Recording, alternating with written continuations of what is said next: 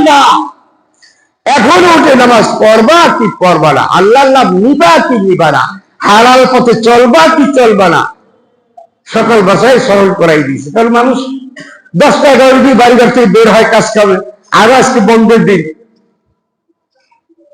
দেখ বান্দা, আজকে তো পুরো বাংলাদেশটা ধ্বংস করে দিতে পারতাম, পৃথিবী ধ্বংস করে দিতে পারতাম। আমার আল্লাহর জন্য মাত্র কয় সেকেন্ড, 1 সেকেন্ডের ব্যাপার। কয় সেকেন্ড? 1 সেকেন্ড, এর বেশি দরকার নেই। 1 সেকেন্ড যদি ভূমিকম্প দেয়, সারা পৃথিবী কিয়ামত হয়ে যাবে। 1 সেকেন্ড। কিন্তু এগুলো আমাদেরকে সতর্ক করে। কি করে? সতর্ক করে। দোকানের মালিক, ব্যবসার মালিক, অফিসের মালিক কর্মচারীকে বলে, বাবা তোর সতর্ক করে দিলাম, তোমার চলাফেরা কিন্তু আমার ভালো লাগে না। বলে কি বলে না? বলে। এই ভাই বলে কি বলে না? বলে। আল্লাহ পাক কিন্তু সতর্ক করে দেয় এভাবে। আমরা বুঝলি নামাজ নামাজ। নবীদের দায়িত্ব ছিল তখন কোরআন কিতাব তখন যা ছিল তখন প্রচার করা। শেষ নবী হযরত মুহাম্মদ মুস্তাফা সাল্লাল্লাহু আলাইহি ওয়াসাল্লামের দায়িত্ব এই কোরআনকে আমাদের কাছে পৌঁছে দেওয়া, তৃণমূল পর্যায়ে পৌঁছে দেওয়া। এমন একটা ব্যক্তি থাকবে না পৃথিবীতে যার কাছে এই কোরআনের দাওয়াত পৌঁছবে না। আল্লাহর ওয়াদা এটা। কিন্তু আমরা যে আমল না করি সেজন্য তো আল্লাহ দায়ী না, আমি দায়ী। আমি তো ফল পোড়া বললাম না, লাল কালি দাগ আজকে পড়ে গেল, লাল কালি দাগ আজকে পড়ে গেল। তারপরে যদি বুঝে আসে যে মাওলানা ফিরোজী আর ছিল কিছু কথা বলে গেছে, আল্লাহ তওবা করি, মাফও চাই, দোয়াও চাই, আপনার ঘরে যাই বলবেন এই কথাগুলা। এগুলো সতর্কবাণী। এগুলো কি? সতর্কবাণী। সতর্কবাণী। যদি কেহ এই সতর্কবাণী গ্রহণ করে, সাবধান হয়ে যায়, বেঁচে গেল। আর যদি সাবধান না হয়, বাঁচার কোনো পথ নাই। বাঁচার কোনো কি নাই? পথ নাই। দেখেন আল্লাহ পাক সুবহানাহু ওয়া তাআলা আমাদেরকে সতর্ক করে, অথচ আমরা বোঝার চেষ্টা করি না। এই কপাল ফোড়া নাকি আমাদের না অন্য কারো? আমাদের না। আজকে তো অন্তত আজকের জন্য পক্ষে সবাই মসজিদে আগে উঠেছিল, বাবার সব বাদে, খাওয়া দাওয়া সব বাদ, চল মসজিদে যাই। করোনার সময় এরকম ঘটনা ঘটে নাই? এই জন্য দায়ী তৎকালীন সরকার, জালেম সরকার, অসভ্য সরকার, চোর সরকার, ডাকাত সরকার, জালেম সরকার, স্বৈরাচার সরকার দায়ী। তখন অনেকে হেদায়েত হয়ে গিয়েছিল। এই হাসিনা সরকারের কারণে আবার জালেম বানাইছে, সে হাসিনা সরকার বানাইছে। মানুষরা, সাধারণ পাবলিক ভীত। সাধারণ পাবলিক কি ভীত, সন্ত্রস্ত। যখন নাকি 18-19 কি হয়েছিল, কি আসছিল জোরে বলেন? করোনা আসছিল। কথা বলতে ভয় লাগে আপনাদের? জোরে বলবেন। করোনা এসেছিল, এটাকে গজব আল্লাহ পাক পাঠিয়েছিল আমাদের সতর্কতার জন্য। হাজার হাজার মানুষ, লক্ষ লক্ষ মসজিদে ঢুকছে। আর এই জালেম সরকার, পশু সরকার নিজে ধ্বংস করে, এই মানুষগুলোকে ধ্বংস করে গেছে। বলে মসজিদে ঢুকা যাবে, তালা মারিয়ে দিচ্ছে। কথা ঠিক না? এই জালেম সরকার তালা মারছে, এই হাসিনা সরকার তালা মারছে। এখন তুমি কোথায়? দেশ ছেড়ে তুমি পালিয়েছো, খোদার গজব করছে তোমার উপর। ওই গজব আমি আল্লাহ সাধারণ মানুষদেরকে সতর্ক করে দিলাম। তারা তাড়াতাড়ি ভয়তে মসজিদে উঠছে, বাবা মরে তো যাবই। করোনা কি আসছিল যে বাঁচার কোনো পথ নাই। কথা ঠিক কিনা? আমার কথা, আমারও করোনা হয়েছিল, আমার মনে 1 মাসের মতো ছিল। আমি বাঁচবো আমি নিজেও ধারণা করি নাই, আত্মীয় স্বজনও ধারণা করে নাই। তে আমি কোনো ডাক্তারের কাছে যাইনি। ডাক্তার কাছে, ডাক্তার আমার বাসায় আসছে, দিনকে দিন আমার বাসায় ছিল। ভয় কিছু নাই, সংসদের কিছু নাই, অপেক্ষা করেন, সুস্থ হবেন ইনশাআল্লাহ। হুজুর আপনি সুস্থ হবেন, আমাকে বলতেছে বারবার। আমার বিবি সাহেব অনেক খেদমত করছে, আলহামদুলিল্লাহ আমি সুস্থ হয়ে গেছি। এখন আপনাদের কথা বলতেছি। গত 4-5 মাস আগে একবার আল্লাহ পাক সতর্ক করে দিয়েছে, আবার হাসপাতালে ছিলাম 15-16 দিন। ভাইয়েরা আমার কথা হলো, এগুলো সতর্ক করে। আমরা আলেম যারা, তাদেরকে সতর্ক দিন প্রচার কর, কথা বল, কেউ শুনুক না শুনুক, তোর কথা তুই বলে যা। আমি অন্যায় দেখে বাসে উঠে দাঁড়াই কথা বলা শুরু করেছি। যাত্রীদের কারণে পারি না। কাদের কারণে পারি না? যাত্রীদের কারণে। এরা আমাকে শাসন দেয় না। হুজুর আর পাইলেন না জায়গা, বসে থাক, আপনার ব্যথা আমাদের আছে, কথা বলার দরকার নেই। আরে কথা বলার দরকার নেই, অন্যায় দেখছি আমি বলছি, তোরা শুনবি, আবার করবি, বলে হুজুর বলেন। বলে হুজুর বললেন না, আমার মনের ব্যথা এইটা, অন্যায়ের প্রতিবাদ করলে তার পক্ষে কোন লোক থাকে না। আমাদের বাংলাদেশের চরিত্র, আমি সাক্ষী এটা, গতকালকে এটা সাক্ষী আমি, গতকালকে মানে আমার অভ্যাস হলো অন্যায় দেখলে তার প্রতিবাদ করা। বাইরে আমার আল্লাহ তারা আমাদের সতর্ক করে, আমরা বুঝি না, সতর্ক করে। আজকে শুক্রবার 10:30টার সময় এত একটা ধাক্কা দিল, তারপরে আমরা বুঝলাম মসজিদ খালি। 18-19-এ করোনা আসলো, ধাক্কা দিল যে টাকাও কেউ বাঁচিয়ে রাখবো না, সব মুক্ত হবে।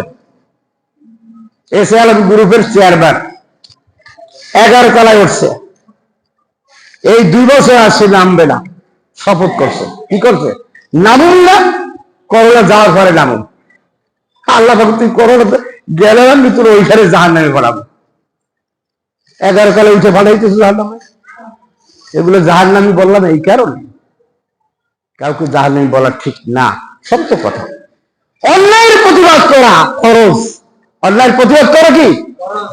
তোমাদের হাজার হাজার কোটি টাকা সাধারণ জনগণের তোমার মরে খেয়েছো, হাজার হাজার কোটি টাকার মালিক হয়েছ, জনগণের টাকা 10 টাকা 20 টাকা 50 টাকা 100 টাকা 500 টাকা ব্যাংকে জমা রাখে তারা, সেই টাকা দিয়ে ব্যাংকে হাজার হাজার কোটি টাকা, সেই হাজার হাজার কোটি টাকা তোমার ঋণ দিয়া, ঋণগুলা না দিয়া চলে যাও কোথায়?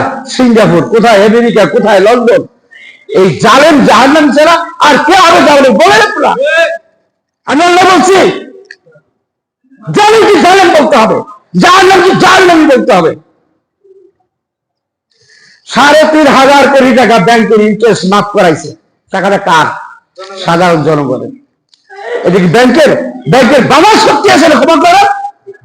হাইকোর্টে মামলা করে 3,500 কোটি টাকা, এরকম কয়েকবার কাছে ছোট লোক কার চোখে পড়ে নাই, 3,500 সবার চোখে পড়ে 3,500 কোটি টাকা। আজকে ব্যাংকগুলোকে দেউলে বাড়িয়া মাঠে নামিয়ে দিচ্ছে, রাস্তায় নামিয়ে দিচ্ছে, ব্যাংকে টাকা নাই। ভাইরা আমার, যে কথা বলেছিলাম আপনাদের খতিব সাহেব নিচে বসে আছে, আমি আসছি, আমাকে কথা বলার জন্য দিছে। আর আজকে যেহেতু ভূমিকম্প হয়ে গেছে, তা আমি চিন্তা করলাম এই চার্জে যদি ভূমিকম্প স্মরণ না করে মনে থাকবে না, এই মনে নেই। এর আগে লক্ষ লক্ষ মানুষ, এই বছর 20-25টা 50টা মানুষ, লক্ষ লক্ষ মানুষ, কেন তারা আজকে আসলাম? 10:30টা ভূমিকম্প হলো, আর এখন 1টাও বাজে নাই, 5-6 মিনিট বাকি আছে, মসজিদে আসলে এখন এসে কপাল পোড়া, আর কিছু হইতে পারে না। তো বলছে ইজাজুল জিলাতি আরজুল জাহলা, যে আয়াতটা পড়লাম এখন আপনাদের তাফসীর করে বুঝাই দিতেছি। দেখেন আল্লাহ সুবহানাহু ওয়া তাআলা বলতেছে, এইটা একটা বই, আমার লেখা বই, এসো তাফসীর শিখি। ওইটা নিয়ে আসছি যে একটু বলে দিই, বুঝাই দিই, সময় তো কম। ইজাজুল জিলাতিল আরজুল জিল্লা, যখন আমি পৃথিবীকে কি করবো? নাড়া দিব, নাড়ার মতো নাড়া, ধাক্কার মতো ধাক্কা। কথা বুঝে আসছে? যেমন আজকে করলো, আমি ভয় পেয়েছি সত্য, আবার ইন্নালিল্লাহ লা হাওলা ওয়ালা কুওয়াতা ইল্লা বিল্লাহ সূরা তেলাওয়াত করতেছি, যে বাঁচার আর কোনো পথ নাই। দেখলাম যে আল্লাহ পাক মাফ করে দিয়েছে। আবার আমার বিষয় না হলে বলে কলসিলে বসে গেছে, আর ছাত্রীরা সিজদায় পড়ে গেছে। প্রশ্ন সেটা না, প্রশ্ন হলো আমাদের মধ্যে আমরা ভীত সন্ত্রস্ত হলাম কিনা?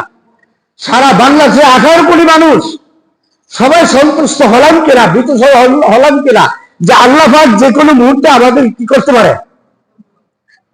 মেরে ফেলতে পারে যে কোনো মুহূর্তে। এখন যে দেশের অবস্থা আমি দেখতেছি, দেশের যে অবস্থা, যে কোনো মুহূর্তে কিয়ামত হয়ে যেতে পারে।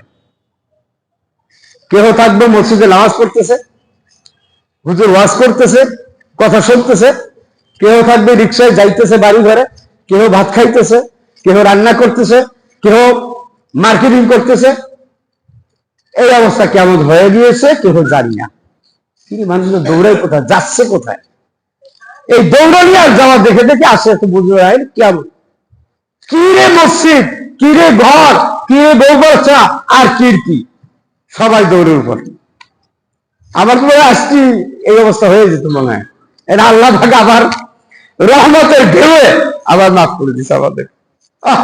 আল্লাহ তোমার দয়া, তোমার মেহের বাড়ি কোনো শেষ নাই।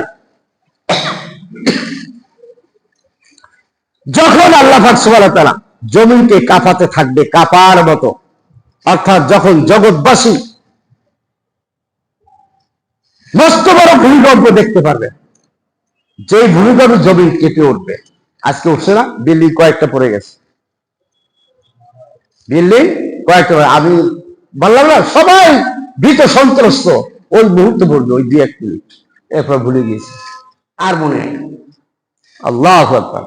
ওয়া আখরাজাতিল আরদু আসকালাহা, আর জমিনের মধ্যে যা কিছু আছে, জমিনের মধ্যে অনেক কিছু আছে, হাজার হাজার লক্ষ লক্ষ কোটি কোটি বিলিয়ন বিলিয়ন মানুষ কবরে আছে না?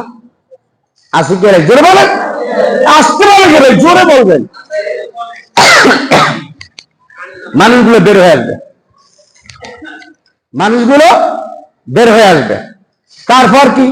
স্বর্ণ গহনা টাকা পয়সা মণি মুক্তা অনেক কিছু আছে মাটির নিচে, আছে কি নাই?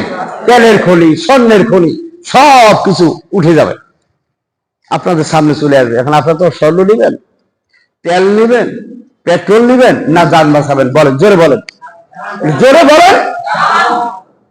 আল্লাহ পাক সব আপনাদের সামনে দেয়। এই বান্দা, কেন বুঝলা না? কয়েকটা টাকা দিলাম, বাড়ি দিলাম, গাড়ি দিলাম, বউ বাচ্চা দিলাম, আমার ভুলে গেলাম। যাও, এখন কত টাকা লাগবে নাও, কত মন স্বর্ণ লাগবে দিতে থাকো, যাও তোমাদের দিয়ে দিলাম।